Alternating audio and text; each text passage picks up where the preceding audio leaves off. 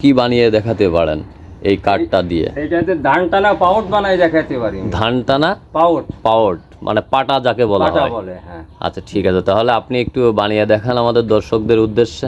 আচ্ছা, thank you.